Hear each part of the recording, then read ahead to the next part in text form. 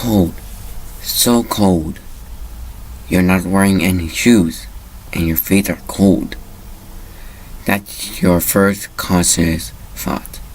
Your second was the awareness that your jaw hurts, forced apart by a rubber ball.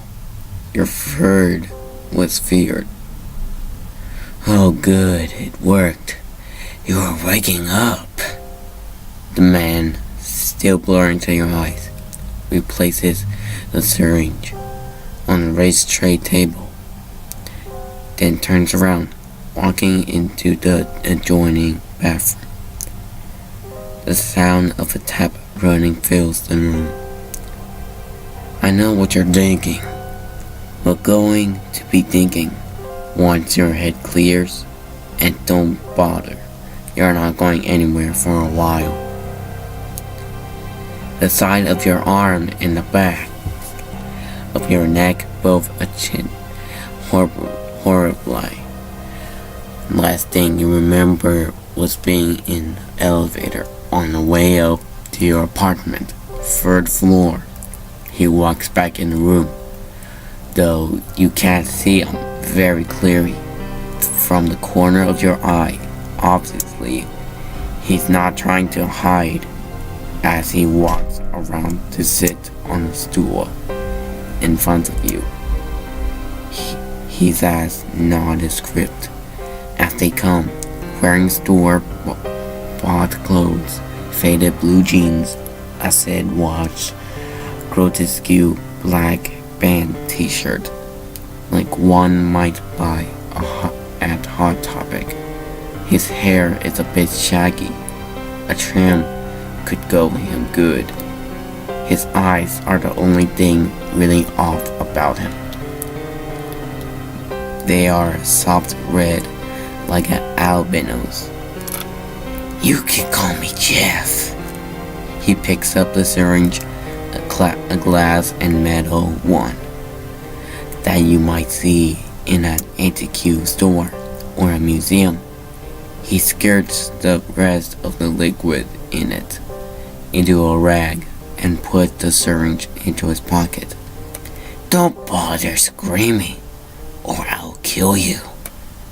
He reaches forward and spins you in a chair.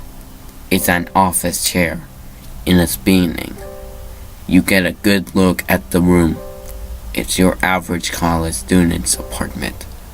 One room with a deadbolt and chained front door. A futon is rolled up, Japanese style, leaning in a corner. A small metal computer desk with glass top and a closed laptop. Sitting on the top in another corner. The power supply is secured up neatly. Underneath it, the cord bound with a Velcro strip. You feel it tugging at the gag in your mouth. As he unbuckles it, the ball gag falls out of your mouth, and you sputter, flexing your jaw and cursing harshly. Your mouth is dry and tapping of rubber. He swivels the chair back around, and the same piercing gaze meets your eyes, which you glare back to angrily. Why the fuck am I here? You shout, and before you can flinch, the flat edge of a scalpel is placed to your throat. Now, what did I tell you about shouting? Let's use our inside voice, please. He takes the scalpel away, placing it on the tray table. Now, to answer your question, you're here because I want you to be. You're alive because I'm bored, and you better not make me bored enough to find something better to do with you than talk. His eyes had deepened to a darker red. He hadn't blinked the entire time, nor had his expression shift from the blank look he'd been giving you an entire time you were here. Fine. So, what the fuck do you want me to do? You spit at him, temper getting the best of you. You hoped he couldn't sense the fear in your voice. But of course he could. You knew he could smell it like a guilty child coming home reeking or cigarettes. Now, there's no sense getting angry. And profanity just shows how limited your vocabulary really is. Fuck you, he continues, staring at you. Now, that was just rude. He stands up, walking to the back of the office chair and pulling you backwards, the wheels squeaking on the thick carpet. Wait, what are you taking me? Where are you taking me? You struggle against your bonds, no use. Thick leather cuffs, tight as second skin. He pulls you into the bathroom and swivels you to look at the shower. You have to bite back your scream. Beautiful, isn't it? A lump of flesh that was once a person, limbs severed and stacked neatly by the torso, wrapped into a bundle with a length of an intestine, blood pooled around it, and the face, its eyes gouged out and tongue pulled neatly through a cut in the throat.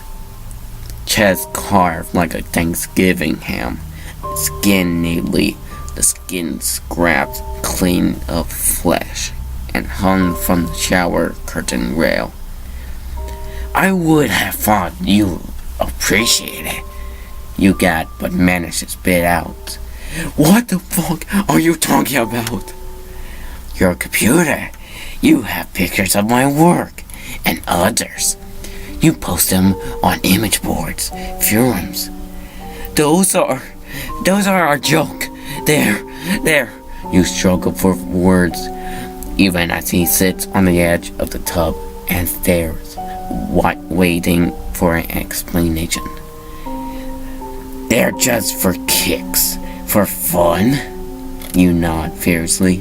No, they're not. He reaches down to scoop out a bit of gore from the bath water and holds it up to you.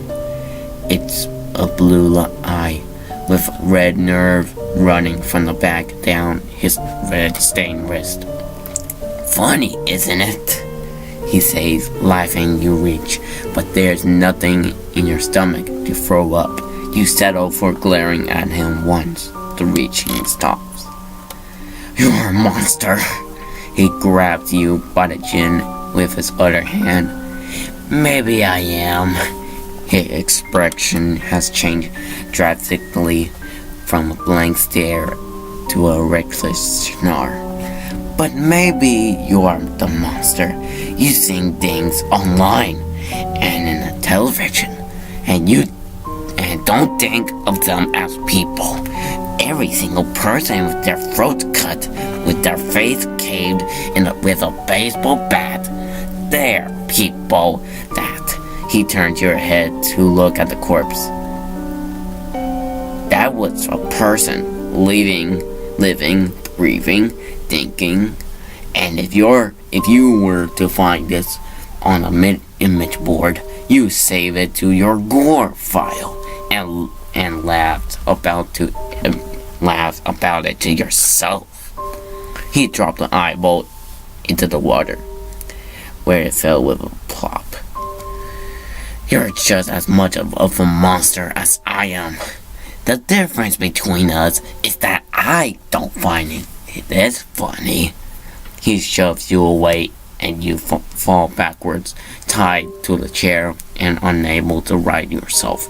Hot tears course down your cheeks, partly from the force of your riches and partly from Jeff making you know that in truth you are no worse than him. He rights you and reaches for the sink, a butcher knife, bloody and dripping, rested in it. You prepare for the end, but he cuts you free. Your wrists ache as he places the knife in your hands. Your heart aches as he points at the corpse. Cut out his heart. Cut it out and prove that you're just as sick as I am. You found yourself doing just that. Your bare feet settle into the water as you straddle the body, stabbing into the middle of the body's chest, again and again. Eyes blurred by tears and blood that flies from the torso into your face. You gasp, shooting bolt upright in the bed, a scream ripping its way from your throat. You pant, looking around at the familiar view of your small apartment. After a few minutes, you turn in your bed and rub your face with both hands. Your mouth tastes tacky, nasty, morning breath. You chuckle heatedly and check the clock. 12. You slept in. You need to call into work and tell them you were sick. You felt sick. That was the weirdest fucking dream you had since you were a little kid. Your hands are even shaking, remembering the stories you read on the internet. A flare of doubt forms in your mind. You walked into the bathroom and tossed the shower curtains aside. No rotting corpse greeting you in loving embrace. You laughed at yourself, just a dream.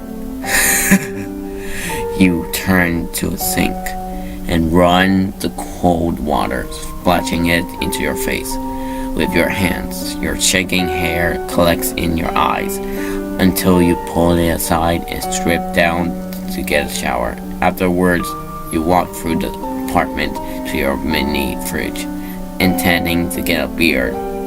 You pull the door open and stare in surprise. They are neatly covered with a plastic wrap on a plastic plate. Is a human heart with a rat bite ripped out of